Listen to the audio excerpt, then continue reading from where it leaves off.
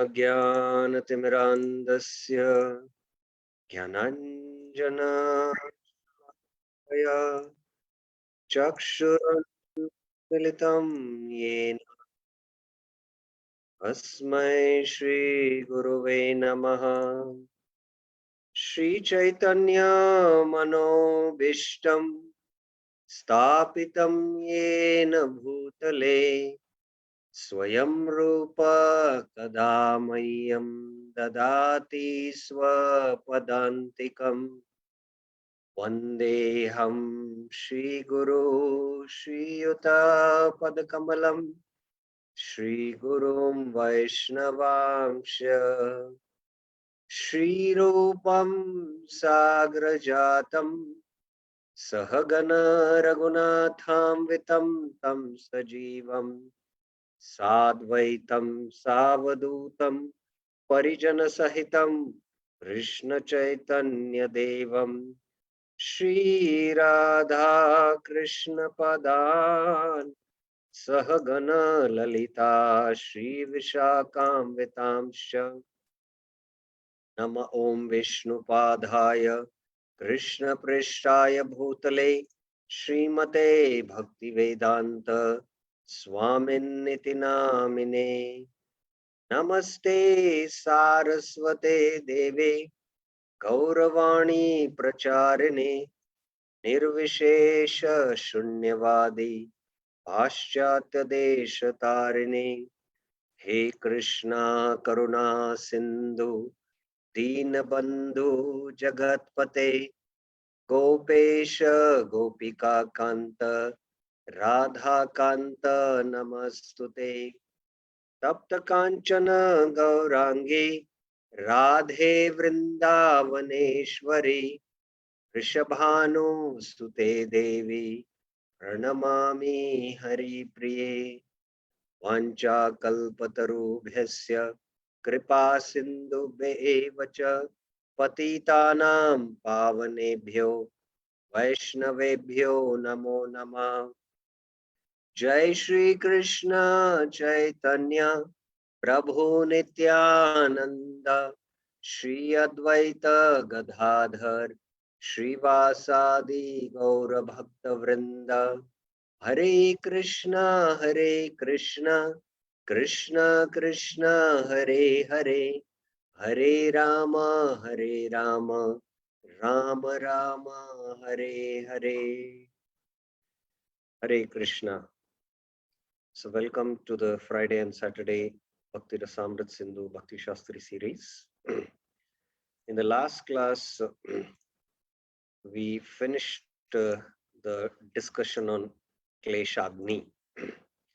Especially Kleshagni is because of three causes: avidya, bij, and papam. So in the last class, we discussed quite in detail about papam, both prarabdha and aprarabdha. And then bijam also. The Ajamil's quotation from the 6th canto is given. Then avidya haratvam from the 4th canto, Sanat Kumar speaking to Prithu Maharaj, how avidya gets destroyed only at the stage of bhava. That was what we established. And this was the second reference of bhakti destroys avidya. Then in the last class also we saw Shubhada, the second quality which manifests with the beginning of sadhana bhakti. In Shubhada we saw this verse. There are 4 types of auspiciousness: Shubha, Prinanam, Sarva Jagat Anurakta, Sadguna, and Sukham. So both Prinanam and Sadguna Anurakta, Prinanam and Sarva Jagat Anurakta, one verse Rupa Goswami quotes. And then for Sadgunadi Pradatvam, he quotes this famous verse of Prahlad Maharaj prayers from the 5th canto. And this we had a quite elaborate discussion also.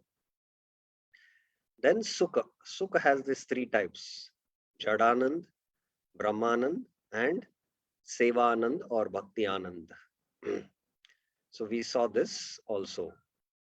And we saw some another reference also in this context. Now, today we will start discussing the third quality or the third characteristics of pure devotional service. That is, moksha laguta krit, makes liberation seem insignificant. So, this is where we will begin our discussion today. Now, Rupa Goswami quotes in the Bhakti Rasamrita Sindhu, moksha laguta krit, manag eva prarudhyayam hridaya bhagavat rato पुरुषार्थश्च चत्वारः त्रिण्यन्ते samantata. Even when even a little, manag eva it is said, very little attraction for the Lord, bhagavat rato, bhagavat rata, grows in the heart, hridaya prarudhyayam, the four objects of human attainment, artha, dharma, kama, and moksha. Purushashta to chatvaras become like grass, shameful to appear before bhakti. So they become like grass and they don't want to appear in front of bhakti. So this is what is the reference. Actually, this is a verse composed by Rupa Goswami himself. Now, Jeev Goswami gives a very beautiful explanation that but is not born is used to indicate that bhakti is not produced from something else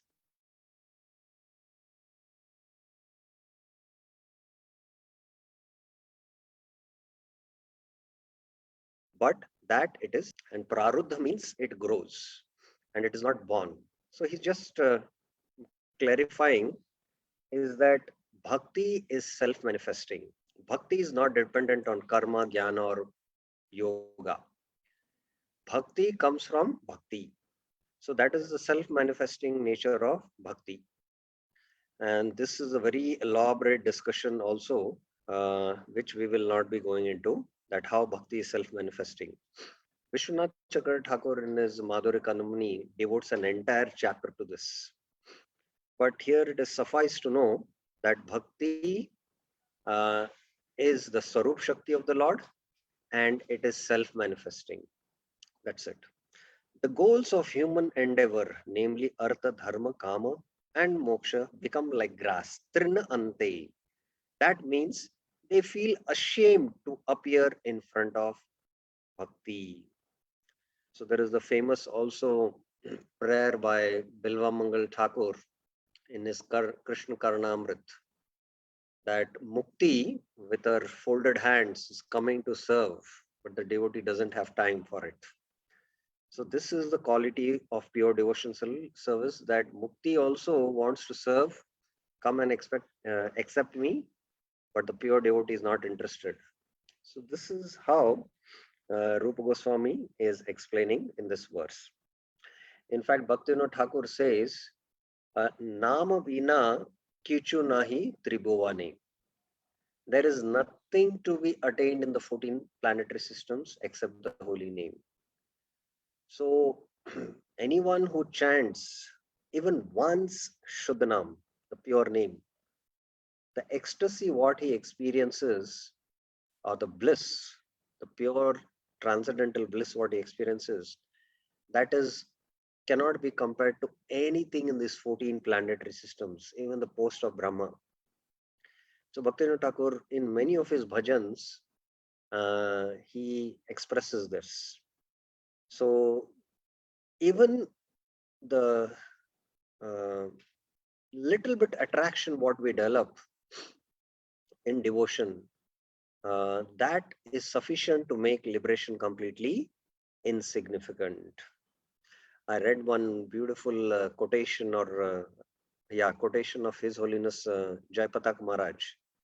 I saw it in one devotee's house that uh, even a drop of bliss in Krishna consciousness cannot be compared to anything in this 14 planetary systems cannot be even compared to becoming free from the cycle of birth and death. So that is the glory of devotion and the glory of pure transcendental bliss arising from bhakti. So this is what even Rupa Goswami is saying here. Now,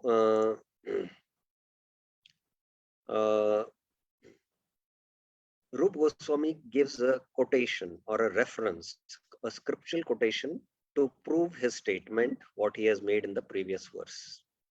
Yata Shri Narada Pancha Ratre Hari Bhakti Mahadevya Sarva Mukti Adi Siddhaya Bhuktish Chadbutash Chasya Chetikavad Anuvrata. All the cities headed by liberation, Sarva Mukti Adi Siddhaya, and all astonishing material pleasures, Adbhuta Bhuktaya, follow after Tasya Anuvrata, the great goddess called Hari Bhakti. Hari Bhakti Mahadevya, like fearful maid servants. Chetikavat. So here the specific reference is Chetikavat. And the Acharya has given an example, just like the queen who is staying in the palace, she has a lot of maid servants. And the queen suddenly leaves the palace to go and meet the king, or she's upset with the king, or whatever the reason may be. Moment the queen is in trouble and she leaves the palace and she's going out of the palace, all the maid servants fearfully follow the queen. Similarly, all these siddhis headed by liberation, astonishing pleasures, they just follow as fearful maid servants to the great goddess called Hari Bhakti. So this is the reference Srila Rupa Goswami is giving. There's only one reference given here.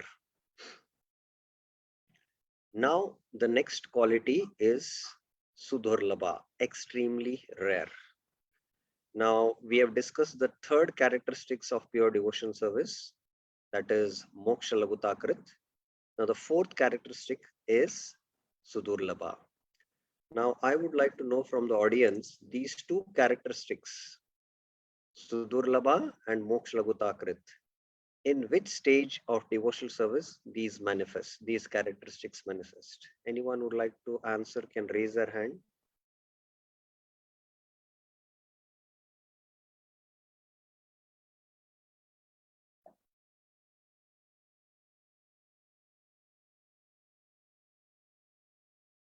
Okay, there is one who has raised his hand. One answer is being typed. It is correct.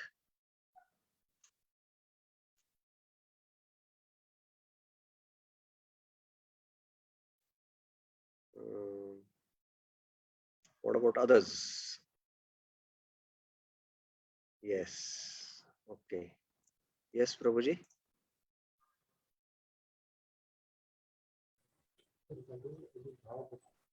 Yes. So at the stage of bhava. So we should remember that these two characteristics which we are speaking, Moksha Lagutakrit and Sudurlabha, they manifest in the bhava stage. So now we are going to discuss about Moksha Lagutakrit. Sudurlabha. Sadhanaogair anasange alabhya suchiradapi harina chayesh vadyete dvida saswad sudurlabha. Bhakti is difficult to attain in two ways.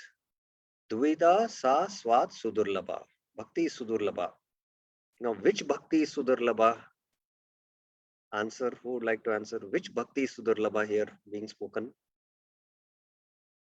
Can raise your hands. Bhakti is sudurlabha, it isn't. Which bhakti is sudurlabha? Yes, Mataji. Vaishali Mataji. Bhava Bhakti, Prabhu. Yes, it is Bhava Bhakti. Here you should be very clear. It's not speaking about attaining sadhana bhakti. Sadhana bhakti is not sudurlabha. Sadhana bhakti anyone can practice. Everyone is qualified to practice. Everyone can take up to sadhana bhakti. In fact, anyone who is a human being is qualified to take up sadhana bhakti. But not everyone is qualified to take up jnana bhakti or jnana yoga or ashtanga yoga, because you have to be a sannyasi for that. So here it is mentioned bhakti is difficult to attain in two ways. So here it refers bhava bhakti. Why it is difficult to attain in two ways? If undertaken in great quantity, sadhana oger. Oger means great quantity, but without attachment. Anasangher. So if you are doing bhakti in great quantity, but you are not attached to the process of bhakti, then it is not possible. It is difficult to attain. Then bhakti cannot be attained even after a long time. Alabhya suchiradapi. So if taken in great quantity, without attachment, bhakti cannot be attained. Now, the second reason why bhakti is difficult, and even if practiced with attachment, Krishna does not give bhakti to the practitioner immediately. Harina cha ashu addehi iti. Ashu means, easily, very, quickly, immediately. Harina cha ashu addehi iti. He doesn't give. So bhava bhakti is difficult to attain in two ways. One, practiced in great quantity without attachment, then you will not attain bhava bhakti.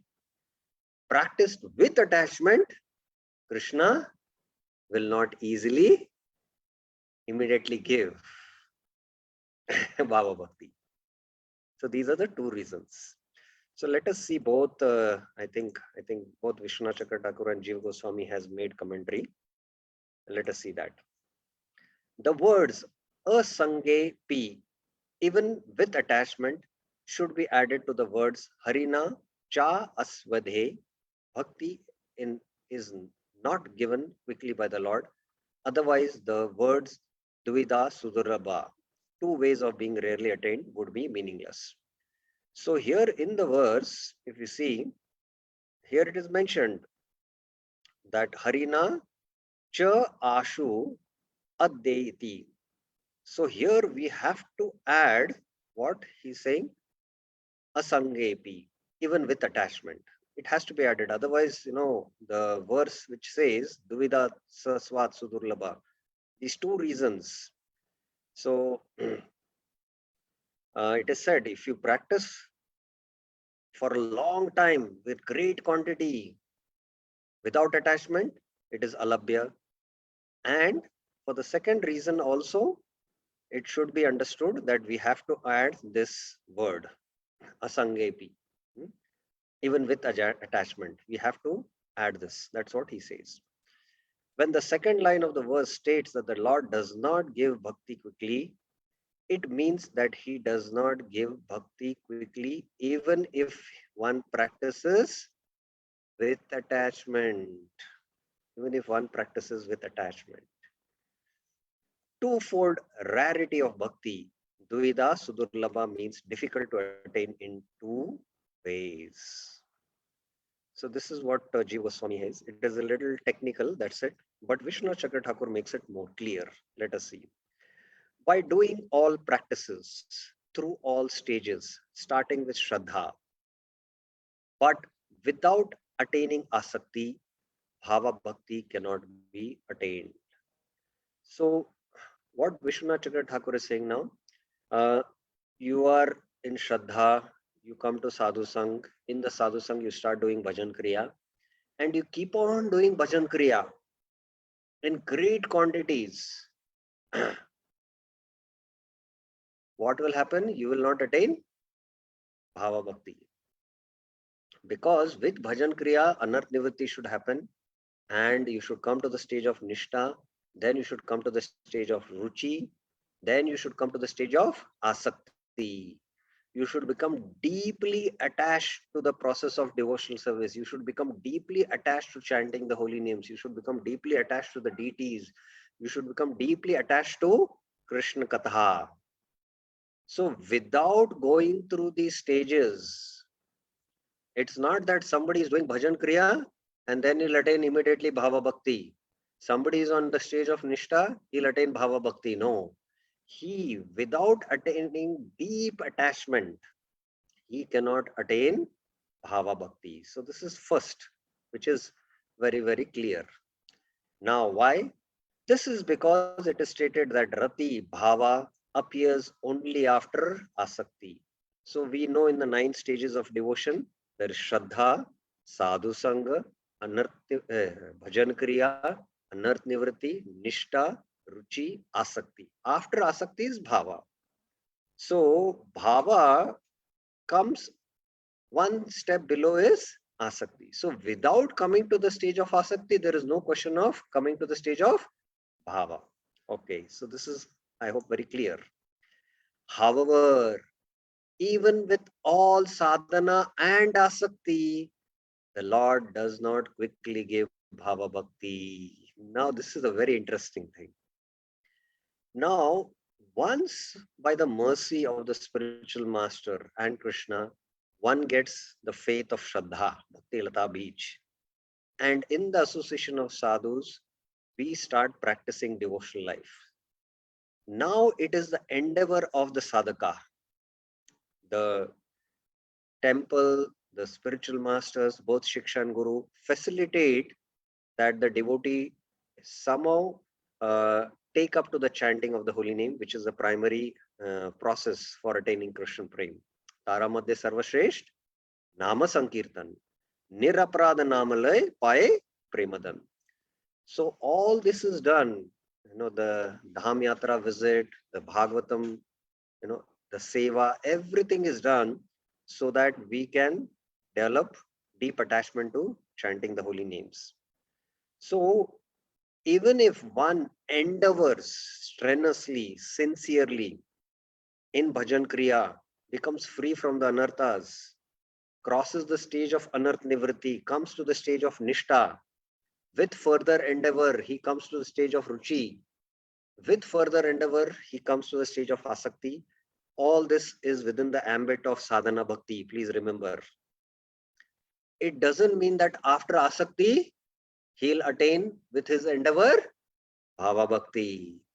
Because bhava bhakti cannot be attained by one's own endeavor. Bhava bhakti is bestowed by the Lord. In fact, only when the Lord decides that I should bestow him bhava, then the Lord's Shakti, which is called as the Ladini Shakti, from the spiritual world manifest in the heart of the sadhaka. Actually, Bhaktivinoda Thakur in his various works mentions that the Samvit potency and the Ladini potency fully manifest in the heart, and then that becomes the Bhakti Shakti, by which he is able to give bhakti to others also. So this Ladini Shakti is the spiritual energy of the Lord. And this Ladini Shakti uh, is, is bestowed by the Lord. Only when the Lord decides to give him bhava, then the Ladini Shakti manifests in the heart of the sadhaka, and then he attains bhava bhakti. So it's not that just we progressively go through these stages and we attain bhava bhakti. No, it's not possible. He does not give bhava, he does give bhava, but after delay. So the Lord will think carefully. Even if one becomes qualified at the stage of asakti, whether to give him bhava. He does give, but after a lot of testing and lot of delay, he gives bhava bhakti. So why does the Lord give after some delay bhava bhakti and not immediately? What is the reason? Can anyone think about it? Raise your hands. There's one devotee here. What about others? Why doesn't the Lord give Bhava Bhakti? The devotee. Mohan Rup Shyam Prabhuji. Yes. No, I'm not still able to hear you. Maybe he wants to give a test and then wait and watch for more time. Yeah, wait and watch. That's true. But there is some deeper reason also why the Lord doesn't give Bhava Bhakti immediately to that devotee. Okay. Ratna Mataji has raised her hand. Yes. Hare Krishna Prabhu. Is it like unless you fully realize that we are in a prison, you can't get out of the prison, and going into bhava stage is going out of the prison. So if you have attachment for even a single thing, that means you have still not realized that this is a prison. Well, that kind of perspective is more for the jnanis, that this material world is a prison and we have to get out of this. Devotee practices pure devotional service exclusively for the pleasure of Krishna. Whether he keeps him in this material world, he keeps him in hell, he keeps in heaven, it doesn't matter for him. So that's not the reason why the Lord doesn't give Bhava Bhakti. There is one more hand. Surya Kund Prabhu has said to increase his bhakti furthermore. Yes, yes, that the Lord can do, but bestowing Bhava Bhakti is quite a little different. Sometimes to develop deeper attachment, he might, in the case of Narad Muni, he just give him a glance, a darshan in the heart, and then Narad Muni in his previous life, he just again tried a lot to see the same Lord. He experienced ecstasy, the Ashtasattvic Vikars. But then seeing the anxiety of this kid Narad Muni, then the Lord spoke. His voice was only heard that since you are kuyoginam, you're still not pure, you will not again see me. So Narad Muni was still attached in his previous life to the Sattva Guna there. So to increase his attachment, the Lord did that. Yes, but exactly why does the Lord not give Bhava Bhakti so easily? He gives, but with lot of delay. What is the reason? Yes, Pavana Balagovind Prabhuji. Hare Krishna. I think my understanding is that at Bhava Bhakti, the devotee controls the Lord. That's the reason it doesn't give Bhava Bhakti very easily to everybody. Yes, yes. Krishna becomes fully purchased by that devotee. Now, wherever that devotee wants to give Krishna, Krishna is completely under his control.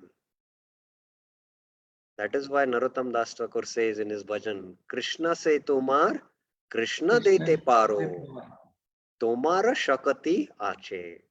You have Krishna with you and you can give Krishna.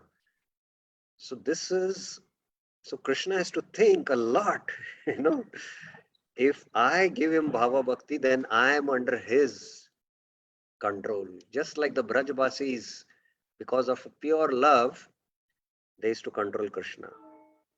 He was controlled completely by their love. The elderly gopis, Krishna when he was a kid, they used to show him laddu.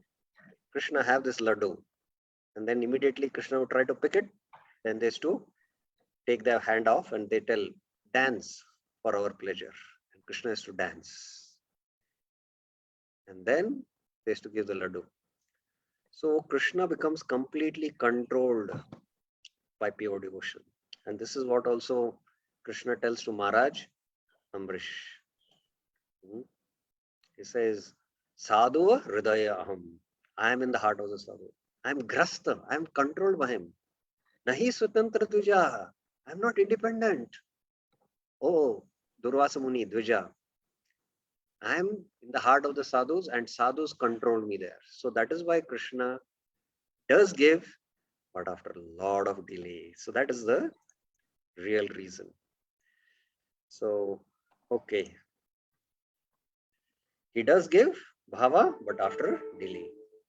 In this way, bhava bhakti is difficult to attain in two ways. So, in these two ways, bhava bhakti is difficult. Now, Rupa Goswami gives a reference for this. Sudurlabha, he gives a reference from the Tantra. Tatra Adhya Yatha Tantre. Adhya means first type of rarity. What is the first type of rarity? By practice without attachment. Bhava bhakti is difficult to attain. Correct? So for that first type of rarity, there are two types of rarity. I hope now you're clear. The first type of rarity is with lot of practice without attachment, bhava bhakti doesn't come. The second rarity is Krishna doesn't easily bestow. So the first type of rarity is practice without attachment. Rup Goswami gives a reference from the Tantra.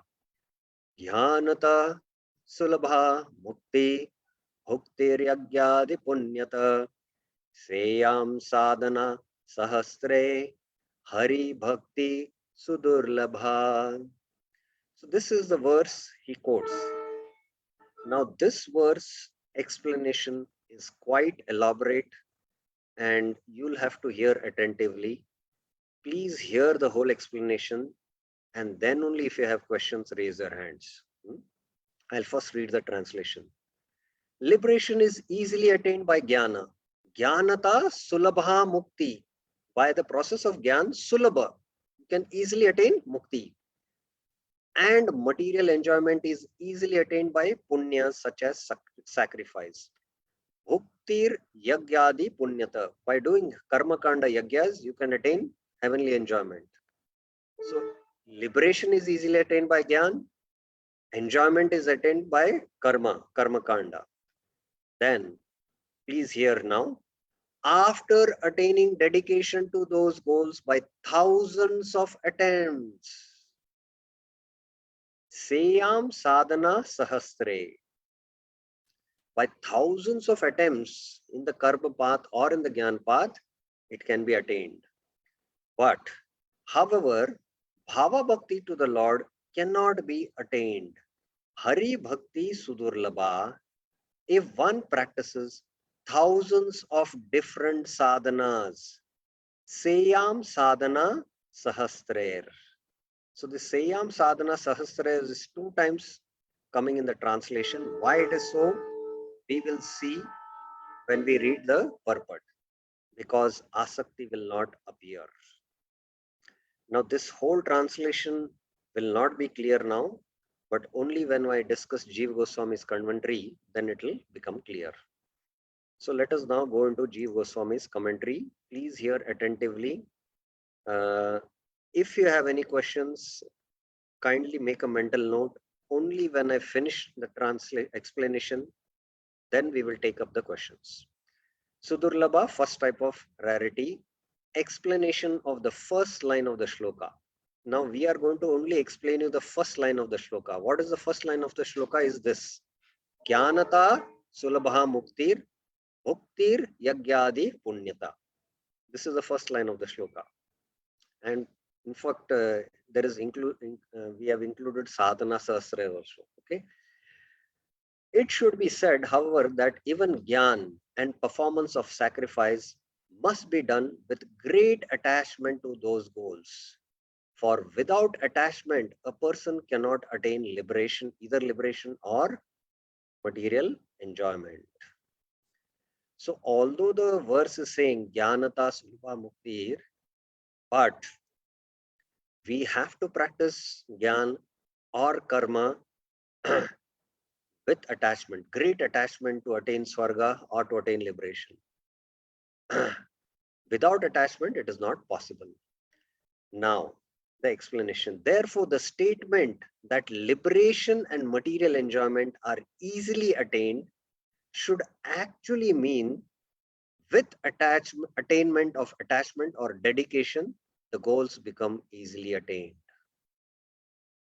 So only with great dedication or attachment, then the goals are easily attained. Now, I'll give you one example from the karma perspective and maybe from the jnana perspective. Both are karma in one sense. Now, we have all heard about Thomas Alva Edison, who discovered the bulb, right?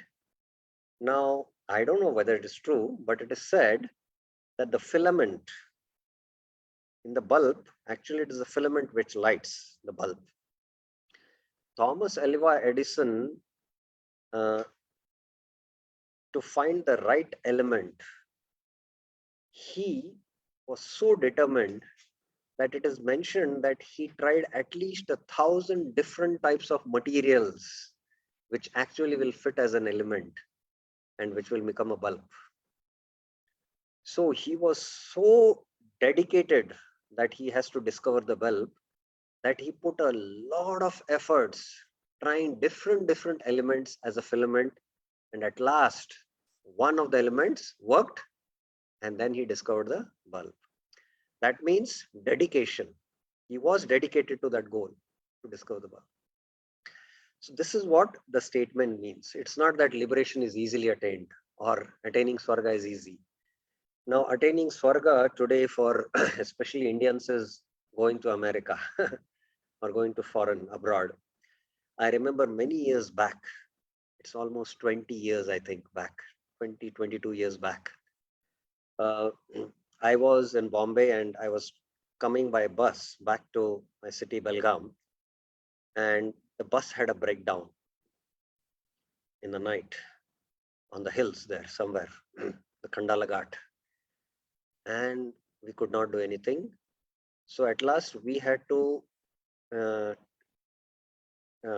we all passengers were put in another bus which was going in the same direction towards Belgaum, and we all had to stand in the bus. So literally we were sitting in the passage, and I met one of my friends, senior friend, who was very senior to me, and he told me whole night how since the last few years he's been trying to migrate to Australia. Lot of attempts he was trying, and in fact, I don't know whether you're aware, there are some temples in South India where they're called as Visa Balaji. If you go and pray to Balaji, then you might get a visa. So he was telling me that, for many attempts, he had been trying to enter Australia because he wanted to migrate to Australia. So today, nobody, actually, practically, I know that nobody follows the Karma Kanda path also. Nobody has a desire to go to even heavens. All desires they have is to go to America or some other country. Nobody thinks about going to heaven. So even like a karma, like going to Australia or America, it's not so easy. You have to be dedicated. Repeatedly, you have to attempt. And when you're greatly attached to go there with a lot of dedication, when you do, then you can do that. So later on, I found out that after many years, he was successful later on migrating to Australia. So this is the point. This dedication or attachment can be attained only after thousands of attempts. Sadhana sahasre. Just like I gave that example of Thomas Alva Edison. Thousands of attempts he made, then he was successful. Such an interpretation is necessary in order to avoid a contradiction in the meaning of the verse. Because it is said in the verse, Jnanata Sulabha, and that it is said Sadhana Sahasrer. Then it becomes a contradiction. So here the right meaning is what? It is easily attained after thousands of attempts. So that is the meaning. The phrase sadhana sahasre becomes meaningless otherwise. Attainment being easy and achieved after thousands of attempts is contradictory. So otherwise this phrase is meaningless. That is the explanation.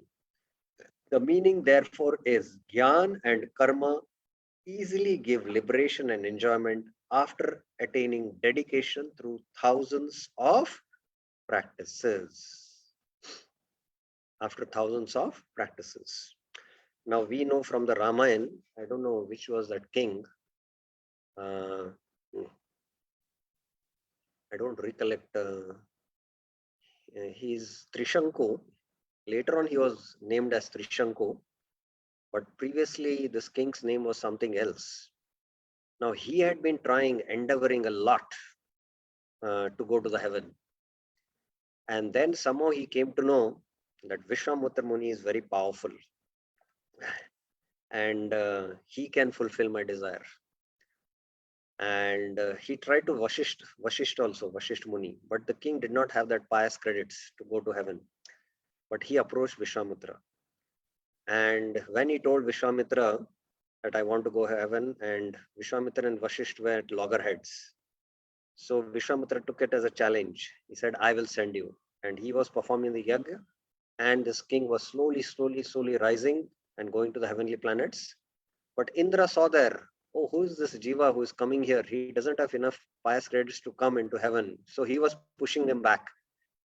Vishwamitra Muni with his, yoga bal, which is austerities, he was pushing Trishanku up.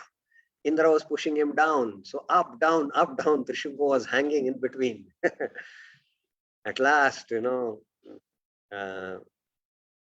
was not possible. And Vishwamitra Muni there, once he chanted the name of Vishnu. And because he chanted the names of Vishnu, the Lord became so indebted that Lord Ram became his disciple. So that is another aspect. At last, Vishwamitra Muni created a planet, heavenly planet for this Trishanku, where he could now reside there. So that's how his desire was fulfilled. So there is dedication. Thousands of practices have to be done. And then both Kyarma and Karma become, easily attained. Okay. So now further, it is understood that if attachment means one pointed concentration on that process alone, then such exclusive concentration on the process of Gyan or Karma is not easily attained in those processes, but only after thousands of practices. Now here a further understanding, if we are attached, one pointed to that process, exclusively to Gyan and Karma, it is attained in those processes, both Jnana and Karma. Why? Only after thousands of attempts. So why thousands of attempts is required in the Gyan process or in the Karma process? Here the answer is there. In confirmation, the Gita says, Klesho adikarastesham avyakta asakta chetasam. There is excessive difficulty for those concentrating on liberation. Because the jiva is individual, it is personal. And being person, trying to attach himself, avyakta asakta chetasam. Chetasam means the mind. To become, attached to something which is not a person, it's not easy. So repeatedly the Jnani sadhaka has to, fix his concentration on Brahman. So that is why it is very, very difficult. Repeated what? Repeated fixation on the mind, on the impersonal Brahman is required. So many such attempts are required to fix the mind on the impersonal. Like if I tell you, become attached to the sky. Sky is like an all-pervading Brahman. We can see it is all-pervading. It's not so easy to become attached to a sky, which is all-pervading. But to become attached to a person, it is easy because he's a person, he's an individual. So that is why there has to be many attempts. Avyakta gatir dukkham. That's why Krishna says avyakta gati, that path. Gati is not the destination. The path itself is filled with dukkha. So in the Jnana path, this is the difficulty. These two processes, karma and Jnana, not only require concentrated effort, but great expertise as well. That is, they must be done properly. Klesho adhikaras tesham avyakta asakta chetasam. Now, for the karma, another example is given. Moreover, that skill in performance must include the execution of Bhakti Yoga. Swargapavargayo pumsam rasayam bhuvi sampadam sarvasam api siddhanam moolam tat charanacharanam. Devotional service to his lotus feet is the root cause of all the perfections a person can find in heaven, in liberation, in the subterranean regions, or on earth. So, the second point here to be noted, especially with the point of karma, because Vyavasayatmaka buddhi is not there. Eke hi kurunandana, bahushaka hi anantasya. His heart is filled with many desires. So his heart is oscillating in many directions. So even for karma, he has to repeatedly focus on the goal of attaining heaven. Repeatedly, he has to focus. The next point, what here quotation mentions is that whether it is swarga, attaining swarga, or whether it is liberation, there should be one element of bhakti in it, which is to be practiced by the Gyan Yogi.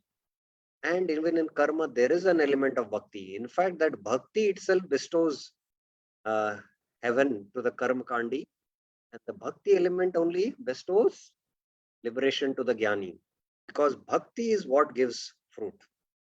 Other processes on their own don't have the potency to give the fruits. It is bhakti which is present in that. Bhakti which is in small quantity which is present, which bestows that. So that is the understanding.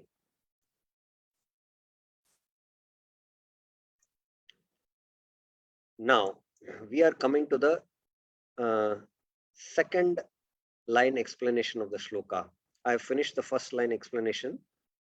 Now, I will stop here to ask some questions. If you have any questions till now, whether you have understood this explanation.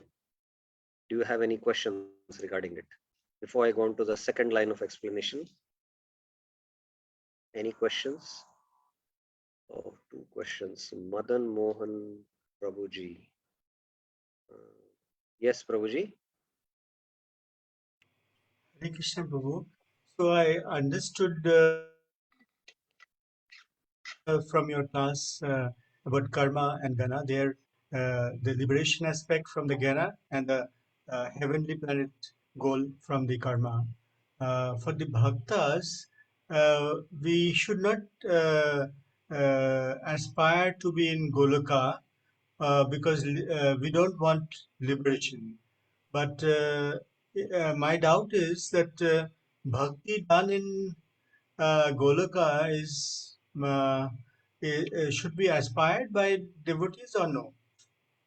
That we are very clear when we discuss the Bhakti Rasamrit Sindhu, Uttama Bhakti definition. Anya Abhilashita Shunyam Jnana Karmadi Anavritam. No other desire except the desire to please the Lord. We perform devotion only for that. Not to attain Swarga, what to speak of Swarga, not to attain liberation, not to attain even the four kinds of liberations which are conducive, which are in Vaikuntha. We read the words Salokya Shashti Samipya Sarupekam Diyamanam Na Grananti. So that is Anya Abhilashita Shunyam. So that is pure devotional service definition of Rupa Goswami. So that should be always kept in mind. Of course, that is the highest aspiration for us as sadhakas. We might not be at that level, but we are conditioned now. We have unlimited desires in our heart, but we should understand that what bhakti we have given, what bhakti we have got, what we are practicing is pure devotional service. Our heart is not still purified. With the practice of pure devotional service, the purification will happen, and then we will have that only pure desire exclusively to please Krishna. But in all our endeavors in sadhana bhakti, we should always keep in mind that we are practicing this exclusively for the pleasure of Guru, Gaurang, and Krishna. One more Mataji has raised a hand. There was one more hand which was raised. I think Vaishali Mataji, you have a question?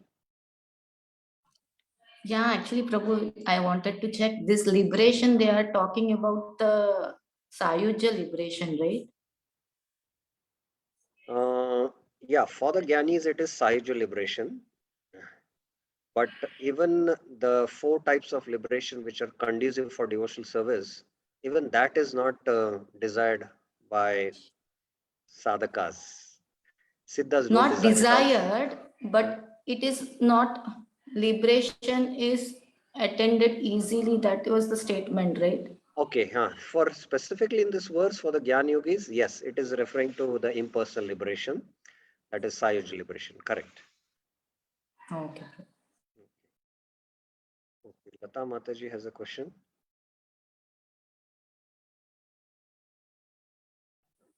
No, Prabhu.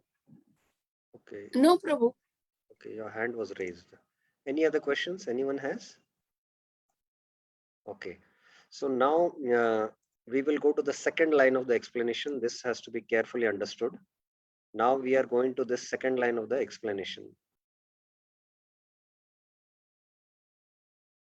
This Hari Bhakti Sudurlabha and then Seyam Sadhana Sahasre. We are going to now know the second line of the explanation of this verse. Okay. Explanation of the second line of the shloka. Hari Bhakti in this verse refers to the stage of Rati or Bhava Bhakti, the goal of Sadhana Bhakti. So important it is for us to know Hari Bhakti Sudurlabha, it is said. Now, without the Acharyas explaining that this Hari Bhakti refers to Bhava Bhakti, we will mistake. If it says Hari Bhakti Sudurlabha, that means nobody can attain Sadhana Bhakti. No, Sadhana Bhakti is, everyone is qualified, but Bhava Bhakti is Sudurlabha. So here, first thing Jiva Goswami makes it clear that Hari Bhakti refers to what? Bhava Bhakti. Hari Bhakti refers to the stage of Rati or Bhava Bhakti, the goal of Sadhana Bhakti. Now, just as Bhakti refers to Bhava Bhakti in the following statement, Bhaktya Sanjayate Bhaktya. Bhai Bhava Bhakti produced from Sadhana Bhakti. That means Sadhana Bhakti produces Bhava Bhakti. Bhaktya Sanjayate Bhaktya. So here Bhakti, one Bhakti refers to Sadhana Bhakti and other Bhakti refers to Bhava Bhakti. Sadhana Bhakti produces Bhava Bhakti. So just as here in this verse, Bhakti refers to Bhava Bhakti, one of the, this one refers to Bhava Bhakti. Similarly, Hari Bhakti means Bhava Bhakti. Bhava Bhakti is Sudurlabha. Now, moreover, the word sadhana in this verse should mean only sadhana in relation to the Lord, not other processes. For sadhana without the relation to the Lord will not give rise to Bhava Bhakti at all. Now we are interpreting the word sadhana, meaning of the word sadhana in this verse, direct service to the Lord. So if one practices sadhana bhakti, he will attain Bhava Bhakti. But if one practices Karma Yoga is also sadhana bhakti. No, sorry, it is sadhana. It is sadhana. That Karma Yoga will not produce Bhava Bhakti. Or one does the sadhana of Jnana Yoga. By doing the sadhana of Jnana Yoga, he cannot attain Bhava Bhakti. If one practices Ashtanga Yoga, he is also a sadhaka. He is doing his sadhana of Ashtanga Yoga, Yam, Niyam, Asana, Pranayam. But with that sadhana, he cannot attain Bhava Bhakti. So here sadhana means what? Practicing sadhana bhakti, not any other process, not karma, jnana, yoga, ashtanga and all. No, he is practicing Vaidhi sadhana bhakti.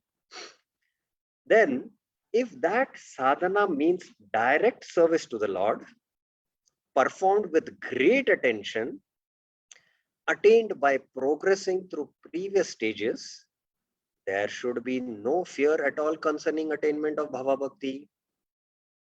Yes, if now this sadhana means service to the Lord, that is practicing Vaidhi sadhana bhakti, and it is done with great attention, and we have progressed through the various stages, Nishta, Ruchi, Asakti, then Bhava Bhakti should be attained.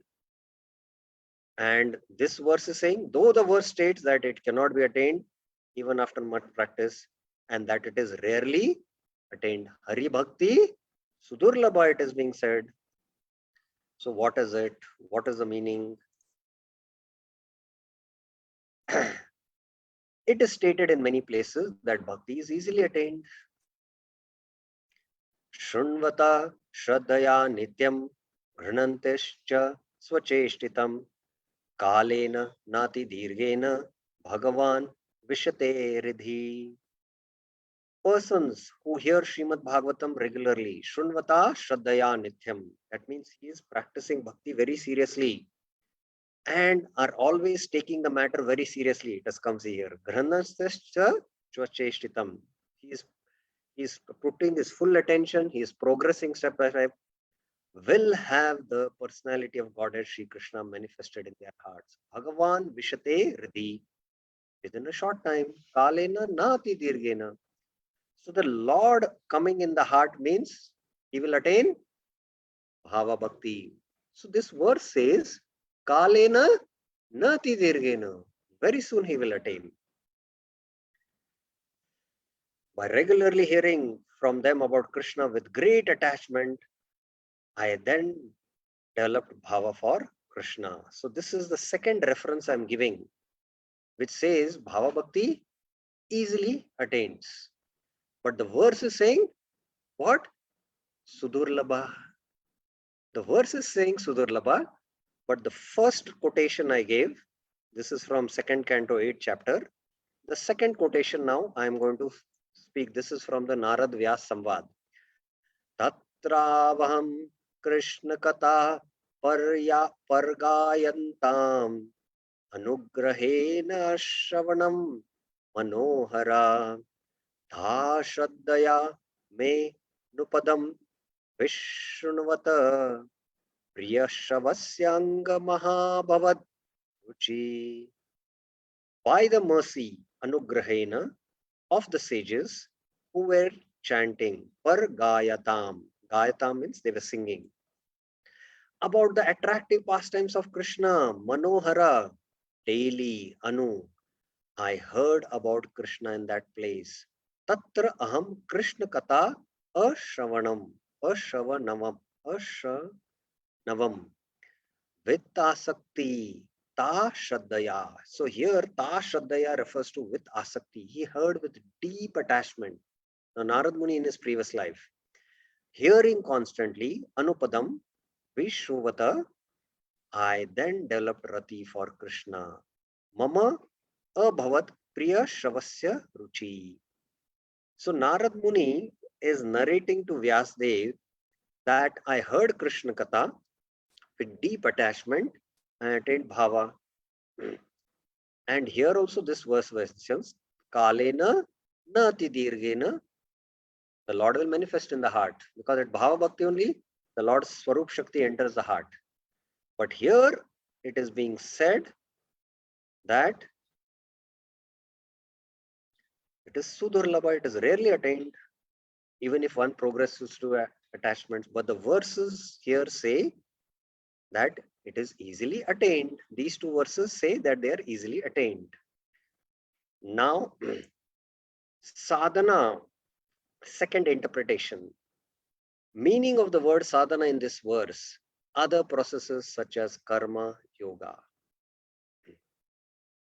So a contradiction arises if that meaning of sadhana is accepted. However, there is another meaning of sadhana as illustrated in the following verse.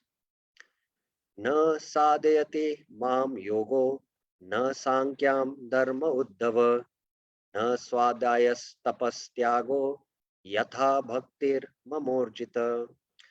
Now the meaning is, actually in the previous interpretation, sadhana was mentioned. If you remember, the sadhana was mentioned direct service to the Lord. This interpretation, when we take that the sadhana is direct service to the Lord, then with these progressions, we should kalena nati dirghena attain the Lord. But this verse is saying sudurlabha. So here, what Jeev Goswami is saying, that we have to make another interpretation of this word sadhana in this verse. What is that another interpretation? We are seeing now that second interpretation of sadhana. What is it?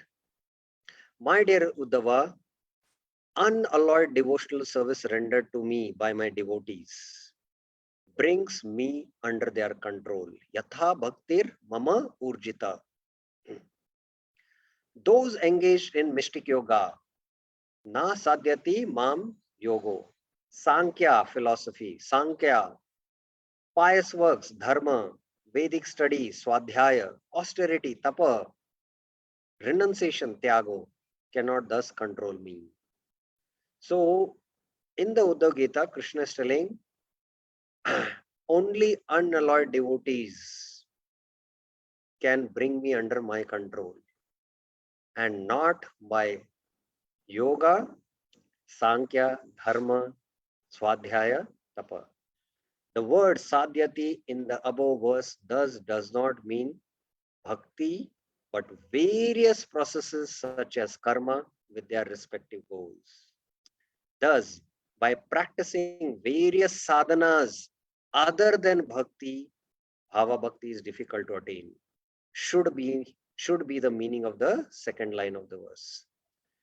So, if one is practicing sadhana bhakti, at the same time he's also practicing little other types of devotions, karma yoga, jnana yoga, and ashtanga yoga, then it is not easy to attain bhava bhakti. But if one is exclusively practicing sadhana bhakti, then with the progression of stages, he will attain bhava bhakti. Otherwise, bhava bhakti is sudurlabha. The previous verse stated that without attachment, anasange, bhava bhakti is hard to attain even by countless sadhanas. Verse 35 had said that. It should be understood that bhava cannot be attained without attachment and also without skillful execution. If one takes shelter of many processes, not just bhakti, one cannot achieve bhava. So that is the real understanding of the meaning of this verse. Now, without Jeev Goswami's commentary, we just cannot understand this verse, Hari Bhakti Sudurlabha. Thus, anasanga should be understood to mean with attachment and only using the process of bhakti. If so performed, then bhava can be attained. So two things. One is if sadhana bhakti is performed with attachment and no other processes together mixed, then bhava bhakti can be attained. Otherwise, Hari Bhakti is Sudurlabha. Hari Bhakti is Sudurlabha. If other practitioners, Karma Yoga, Jnana Yoga, Ashtanga Yoga, if they keep on practicing with thousands of attempts, those practices will not give Bhava Bhakti. Similarly, a sadhaka is practicing sadhana bhakti along with so many other practices, then he cannot attain Bhava Bhakti. Attachment cannot exist when there is attraction for Swarga. If we are practicing sadhana bhakti, once a devotee, I met an old friend of mine. He knew me before I took up to Krishna consciousness, and suddenly he saw me. Oh, you're in ISKCON. Please do something. I want a visa to go to America. You have a lot of temples in America. So if we come to ISKCON, practice sadhana bhakti, so that tomorrow we can go to America. So if we have that desire, attraction for Swarga means now attraction for going to America by joining ISKCON. So if we have that, then it is difficult. And skillfulness cannot exist in that condition, since a person will also follow many types of sadhana. If he is not skillfully only practicing bhakti yoga and he is practicing skillfully other processes, then it is difficult. Thus, practicing various sadhanas along with bhakti is not desirable. This is made clear in statements such as the following. Tasmad ekena manasa bhagavan satvatam pati shotavya kirtidavyascha dheya pujyasya nityada. Therefore, with one pointed attention, one should constantly hear about, glorify, remember, and worship the personality of Godhead, who is the protector of the devotees. So this is quoted in the first canto, second chapter, verse 14. And in fact, it is pointed out that one should not practice karma yoga or jnana yoga, but with one pointed attention, practice bhakti yoga. So if one practices with one pointed attention, exclusively sadhana bhakti, then bhava bhakti can be attained. Therefore, this bhakti should not even be mixed with other sadhanas. It has been correctly described with the words jnana karmadi anavritam. So this bhakti should not become avrit with jnana or avrit with karma. So that is regarding the explanation of this verse. So anyone has any questions, any doubts regarding this, what we discussed now?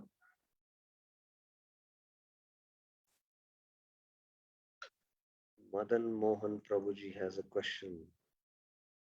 Okay. Yes, Prabhuji. Prabhu Hare Krishna. So in our practical life, how do we 100% give devotion to Krishna? Because I mean, I am doing karma mishrita bhakti or How do you know karma. that? How do you know I that you mean, are doing because karma? because like Ma Yashoda is No. uh, You don't go to some other topic. You tell me, how do yeah, you know that you are doing karma mishra bhakti? because First of all, I am mixing bhakti with karma because how? I am still doing karma. Then No. Please, you have to have a clear understanding, firstly, about the definition of pure devotional service, which we had 2 classes discussion. Now, what karma are you doing first? You tell me. I am doing business. See, that's what you have to have a clear understanding that you are doing business to maintain yourself and your family. So, everything, whatever, any activity you do, you can connect that to Krishna.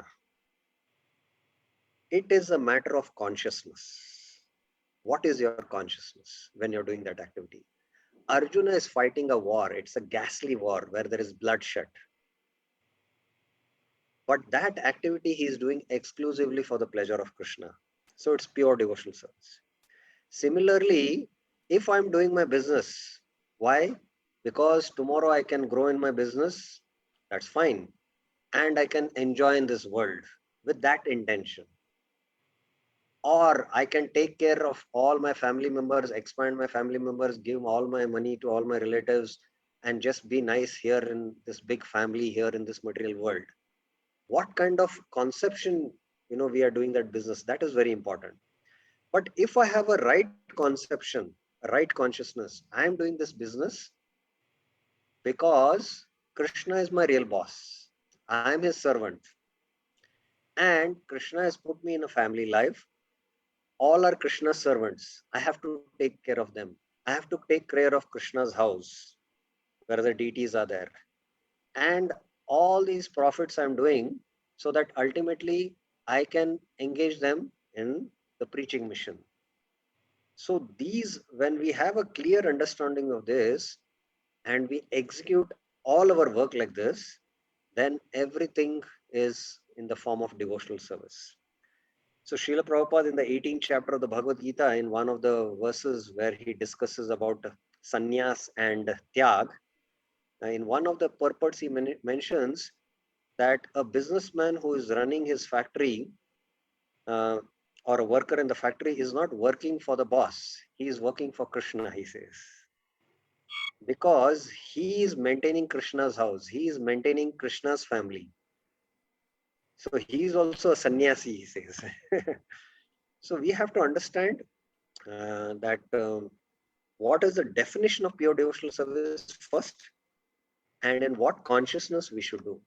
So firstly, I know many who are practicing devotional life for 10 years, 15 years, even in the ashram or in the congregation, don't know that what they have got is pure devotional service, the seed of pure faith, Shraddha. They have actually got pure devotional service. And many think, we are doing Mishra Bhakti. No, we are doing Shuddha Bhakti. But although we have unlimited desires in our heart, but we are not rejoicing in it. We see them as anarthas.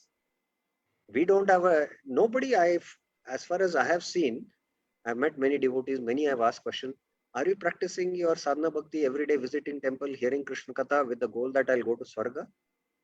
Nobody will say yes. No, that's not the intention. I'm doing this because this is pleasing to Krishna. This is the anga of devotion. So we have been given the path of pure devotion, the path of pure faith, which Rupa Goswami and the Acharyas have given, Chaitanya Mahaprabhu and Srila Prabhupada has given. Now, our heart is filled with anarthas, conditioning, but with the practice of sadhana bhakti, the conditioning will be able to overcome, and our bhakti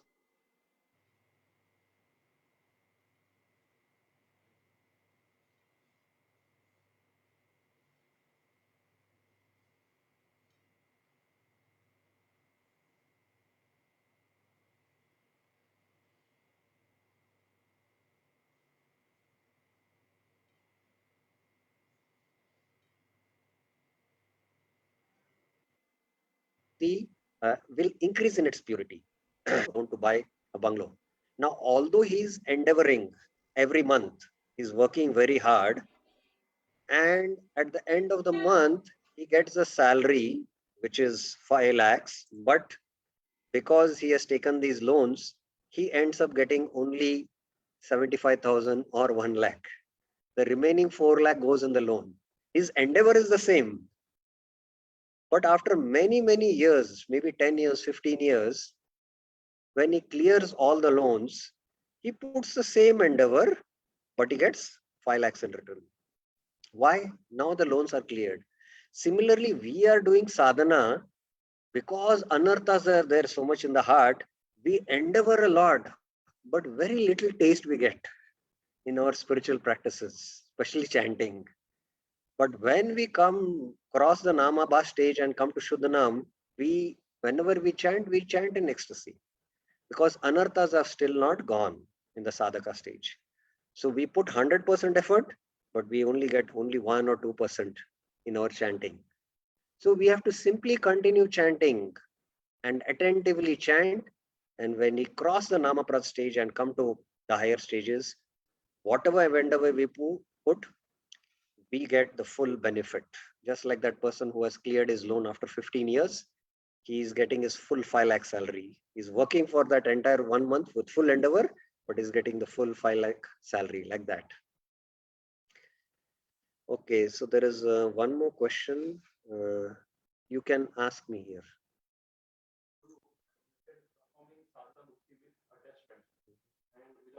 So is it like performing with attachment is Raganuga Bhakti and without attachment is Vaidhi? Okay, the question here is performing sadhana bhakti with attachment and without attachment. So is it that whether it is Raganuga bhakti with attachment? No. Firstly, you have to understand, I'll give a metaphor to understand this because it is very important. When we begin sadhana bhakti, the practice of sadhana bhakti, Vishwanath Chakra Thakur gives this example in the Madhurya Kadamni. It's like a creeper, the creeper which has just sprouted out from the earth. Now the seed of Shraddha is there in us. And the seed has been sown in earth and a little bit watering has been done and the creeper has just come out. And we see two leaves. Initially, when you see some creepers, there are small creepers with two leaves out. So Vishwanath Chakra Thakur says that just this creeper is now growing and these two leaves are the two characteristics of sadhana bhakti, that is Kleshagni and Shubhada. Now he compares the upper portion of the leaf, which is soft, the upper portion of the leaf to Raganuga bhakti, which is driven by lobh, greed, intense spiritual greed. The lower portion of the leaf, everyone has experience of the lower portion of the leaf, is usually rough. And that he compares to Vaidhi sadhana bhakti, which is driven by or which is impelled by rules and regulations of Vaidhi sadhana bhakti.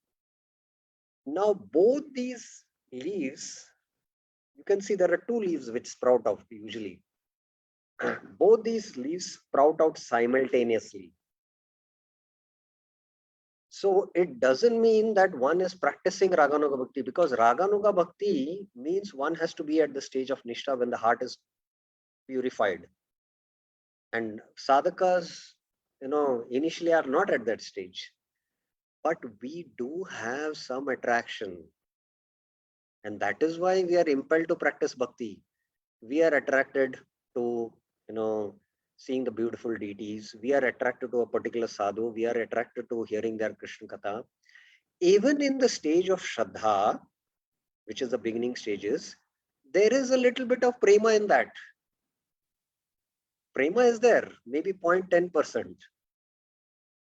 In the 10% is your Shraddha. There is 0.10% prema also there. We have some kind of love for the deities, love for the devotees, love for executing devotional practices. Now with Sadhu Sangha, the Shraddha becomes 15%. The Sadhu Sangha comes to 10%. And the Bhajan Kriya is only 5%. Now with further practice, the Shraddha goes to 20%, Sadhu Sangha 15%, Bhajan Kriya 15%. And the Prema is now, which was 0.10%, the Prema is maybe 1%. So they are simultaneously happening. Okay, simultaneously happening. So there is attachment even in the sadhana stage. But that attachment doesn't mean that one is practicing Raganuga Bhakti. It doesn't mean. As long as one doesn't cross the stage of Anarth Nivritti and comes to the stage of Nishtha, when one is almost self-realized, Raganuga sadhana doesn't begin. And this is one point to be understood. Second point to be understood is that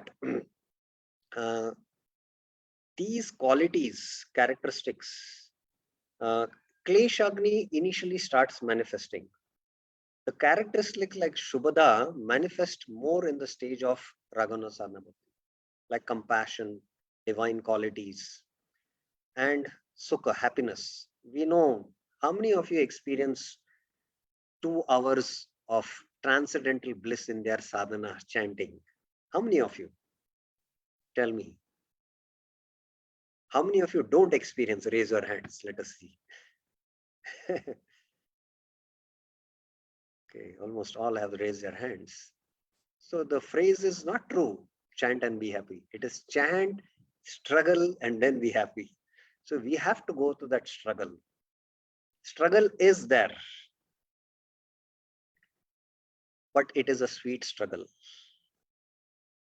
It is a sweet struggle. In the material world also there is struggle. But ultimately it is going to put us back in the samsara chakra. Birth, death, old age, disease. This is a sweet struggle which will ultimately bear us the fruit of love of Godhead. So that is the difference. Okay. So any other questions? I have only 2 more slides to be taken.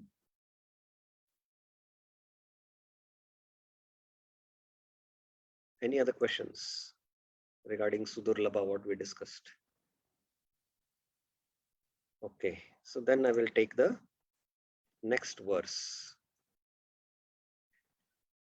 The second type of rarity. What is the second type of rarity? Anyone can raise their hand and tell me. There are two types of rarity we saw. Please tell me both the rarities. Why two ways Bhakti is Sudurlabha? Raise your hands who would like to tell. Lata Mataji, yes? Yes. Hare Krishna Prabhu. That is when we practice bhakti without lot of sadhana, without attachment, it is very difficult to attain. Even when we do it with attachment also, Bhava Bhakti is very rare. It's Why? not easily. Why? Second type. Second reason why? It is because in Bhava Bhakti, we control those who are in Bhava Bhakti, they will control Krishna, and so it is not easily attained. Because Krishna doesn't bestow it. Krishna easily doesn't bestow Bhava Bhakti. That is a second rarity. Okay. So you're correct. The second type of rarity. Krishna easily doesn't bestow Bhava Bhakti. Now this is the verse from the 5th canto. Rajan patir gururalam bhavatam yadunam daivam priya kulapati va nachaking karova astvaevam manga bhajatam bhagavan mukunda muktim dadati karhachit smana bhakti yogam. Muktim dadati karhachit. Krishna will give you mukti easily. Smana bhakti yogam, but he doesn't give bhakti. Now he doesn't give bhakti means what? He doesn't give bhava bhakti. Again, so here bhakti yoga means bhava bhakti.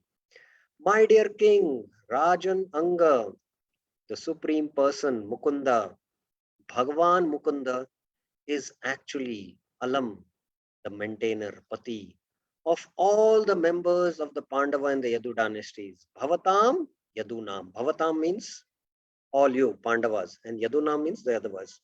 He is your spiritual master, Guru, worshipable deity, Daivam, friend, Priya, and the director of your activities, Kulapati. To say nothing of this, he sometimes serves your family as a messenger or a servant. Kvacha kinkaro vaha. Those engaged in getting the Lord's favor, bhajatam astu, attain liberation from the Lord very easily. Muktim dadati. But he does not give bhava bhakti at all times. Karhachit smar na bhakti yogam. He does not give bhava bhakti at all times, but means sometimes he does give bhava bhakti. So now the explanation by Vishwanath Chakravarti. O king, Krishna is the protector, Pati of you Pandavas, Bhavatam and the Yadus. He is your instructor, Guru. He is to be worshipped, Daivam. He causes joy, Priya. He is the leader of the clan, Kulapati. Though appearing in the Yadu dynasty, Krishna gives equal treatment to you Pandavas. Moreover, sometimes he becomes the servant, acting as a messenger for you Pandavas. He does not even do this for the Yadus. So this is the greatness of the Pandavas. The Pandavas were so much controlling the Lord that they used to make the Lord as his messenger and send him. Krishna became the charioteer of Arjuna. Such a menial position because Krishna was controlled by the love of Arjuna. Though he has love for them, he has greater love for you. What can be said of his giving such exalted prema to you who do not even worship him? This is the greatest event. He hardly ever gives bhava bhakti, bhakti yogam to others, even though they worship him. However, let him give despicable liberation for those who worship him for that purpose. Nevertheless, he certainly gives bhakti to the pure devotees who do not desire liberation. Here bhakti means pure bhakti, that is bhava bhakti.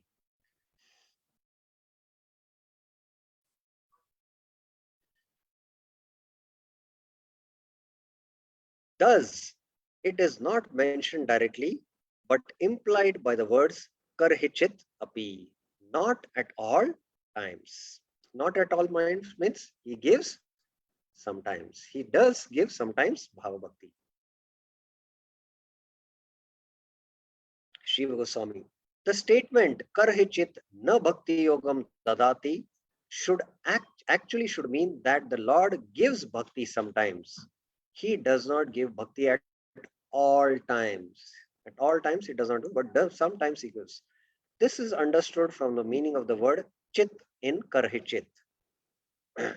Chit and chana mean not completely. This is from the Sanskrit. The verse does not say karhichit api na bhakti yogam dadati. He does not give bhakti yoga at all. It says he gives sometimes. Therefore, the actual meaning here is even though one executes sadhana bhakti with attachment, until the time that one produces intense asakti in that bhakti, the Lord does not give bhava bhakti. So the bhava bhakti, when the bhakti becomes intensified, and that intensification comes with deep attachment in the stage of asakti. Narad Muni in his previous life, by Lord giving darshan, Narad became more attached, and he was able to give that attachment over to the forest, which was in the mode of goodness.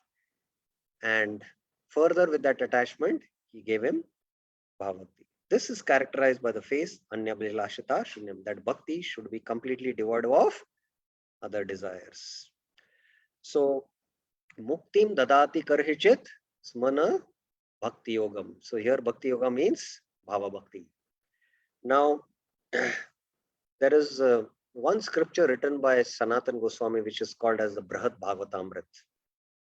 And in the Brahat Bhagavatamrit, Narad Muni is searching for that devotee who has got the mercy of the Lord. So first in Prayag, he finds a great devotee who is worshipping the Shaligram Shila and distributing so much charity. So with very great opulence, he is worshipping this Shaligram Shila. And there Narad Muni appears and he says, you are the greatest recipient of the Lord's mercy. He glorifies him. And then this Brahmana says, actually, I have not got mercy. Real mercy is that South Indian king. Look at him. He has built an opulent temple in his palace and is worshipping greatly, the Lord. He has actually got mercy. So Narad Muni goes to this South Indian king and he sees how opulently he's being worshipping Lord. And he says, you have been the greatest recipient of Lord's mercy. And he says, what is my opulence here on earth? My kingdom belongs to the Lord. The temple belongs to the Lord. Everything belongs to the Lord. Look at the opulence of Indra, how he is worshipping Pendra. Indra is the greatest recipient. So Narad Muni goes to Indra. And Narad Muni sees how Indra is worshipping his younger brother Upendra. And then seeing that, Narad Muni glorifies Indra. I am the recipient of Lord's mercy. Don't you know what serious mistakes I committed? I tried to destroy the Brajbasis by sending the torrents of rain.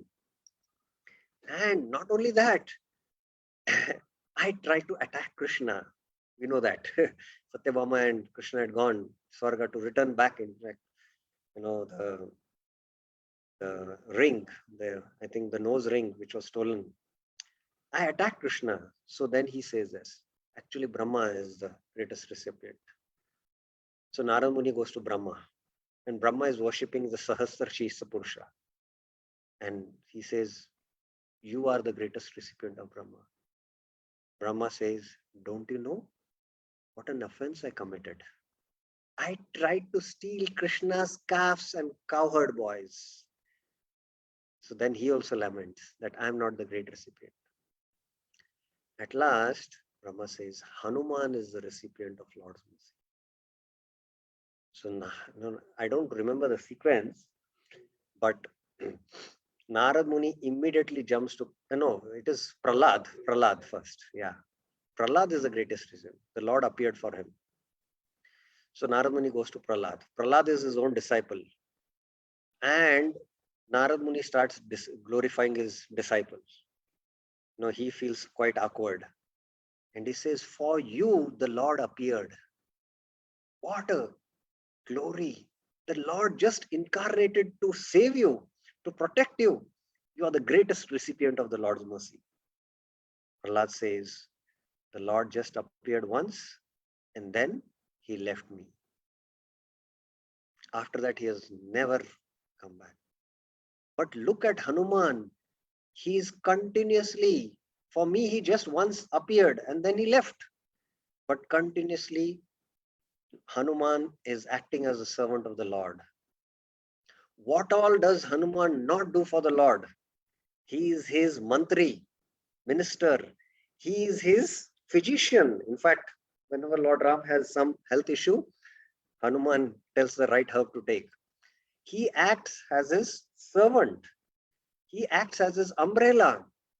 He fans the Lord with his tail. He uses his tail to fan the Lord. What all services does not Hanuman do for the Lord? He gives a huge list. Actually, Hanuman is the recipient of the Lord's mercy, he says. Now, Narad Muni immediately flies to Kimpurshloka, and there he sees Hanuman absorbed in serving the deity of Lord Ram, as though Lord Ram is present there. And Narad Muni is in ecstasy.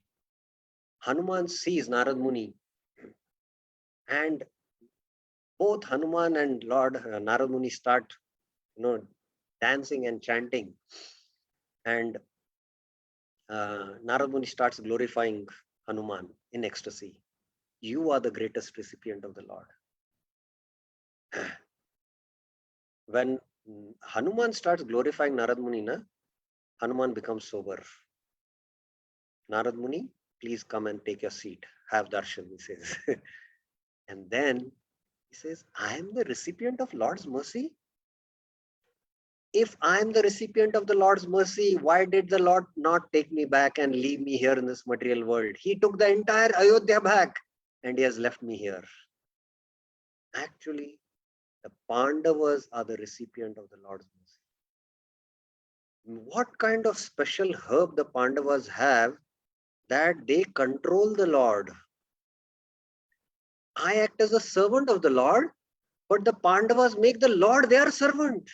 See their devotion. I act as a messenger of the Lord for Lord Ram, and I go as a messenger, but look at the Pandavas. Yudhishthir makes Krishna as a messenger and sends to Hastinapur. So the Pandavas are the real recipients of the Lord's mercy. So the Pandavas had so much prema to the Lord that out of deep prema, they were controlling the Lord, and the Lord was controlled by their love. And the Lord was doing any menial service, whatever the Pandavas saying. So this is what is Bhava Bhakti, that the Lord completely becomes controlled by his pure devotees. And that is why Muktim Dadati Karhichit Smana Bhakti Yogam. So there is one very famous saint in Barsana in Vrindavan. And he has a young student, 50 years back I'm speaking, as a young student, he had graduated from the Allahabad University, and he developed an attraction that I should practice devotional service. And he gave up. 50 years back, somebody to be graduated is a very great thing. He left and he came to Barsana to perform bhajan.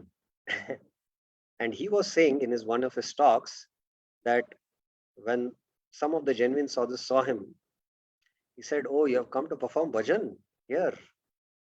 He said, yes, I want to perform bhakti. Have you seen Laddu Gopal? He said, yes, I have seen this deity. So what is Laddu Gopal holding in his deity on his hand? So in his right hand, he is holding what? laddu. But they asked, what is he holding in the left hand? That they said, we don't know. So the sadhus interpreted, in his right hand he's holding the laddu. It means if his devotees want dharma, artha, kama, moksha, he's ready easily to give it. But Krishna Prem is like that flute he's holding behind. If you ask for that, Krishna will not easily give it. So Krishna is going to test you all, whether you still have desires to enjoy in this world, desire for liberation, and he'll easily grant it. Muktim dadati karhechit smana bhakti yogam. So that is Sudurlabha. So tomorrow we will discuss the next quality, that is Sandranand Visheshatma and Sri Krishna Akarshani. And thus tomorrow we will finish the first wave of Sadhana Bhakti. We will be finishing tomorrow the first wave, and from next week we will start the second wave, that is Sadhana Bhakti. Samanya Bhakti is what we discussed now, and from next week onwards we will that is more important for us, the Sadhana Bhakti and the 64 limbs of Sadhana Bhakti we will discuss from tomorrow. So we will stop here. Shri Bhakti Rasamrit Sindhu ki jai, Srila Prabhupada ki jai, Shri Rupa Goswami Pad ki jai. Hare Krishna.